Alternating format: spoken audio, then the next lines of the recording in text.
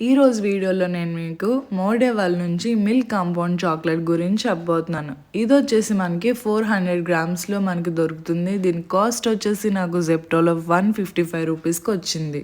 ఈ బ్రాండ్ వాళ్ళు మనకి మిల్క్ కాంపౌండ్ చాక్లెట్స్ లేదా డార్క్ చాక్లెట్స్, మిల్క్ చాక్లెట్స్ చాలా ప్రొవైడ్ చేస్తారు. అయితే నేను ఇక్కడ మీకు చూపిస్తుంది మిల్క్ కాంపౌండ్ చాక్లెట్. ఇది వచ్చేసి మరీ వైట్ కాకుండా మరీ డార్క్ కాకుండా కొంచెం మీడియంలో ఉంటుందన్నమాట. ఈ క్వాంటిటీ 400 గ్రామ్స్. దీంట్లో మనకి 4 పీసెస్ అయితే వచ్చాయి. ఒకటి మనకి 100 గ్రామ్స్ పడుతున్నాయి.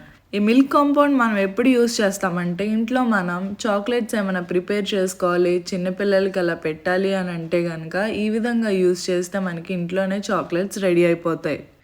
ఈ చాక్లెట్ బార్స్ని ఈ విధంగా స్క్రేప్ చేసుకుంటే మనకి చిన్న చిన్న టైనీ పీసెస్ కింద అవుతాయి అన్నమాట.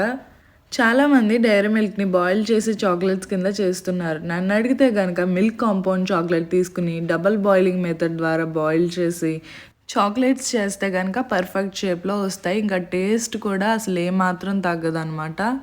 మన దగ్గర ఉన్న చాక్లెట్ మొత్తం అంతా కూడా స్క్రేప్ చేసుకుని ఈ విధంగా టైనీ పీసెస్ వచ్చేంత వరకు చేసుకున్న తర్వాత మనం డబల్ బాయిలింగ్ మెథడ్లో మనం చాక్లెట్ని మెల్ట్ చేసుకోవాలి.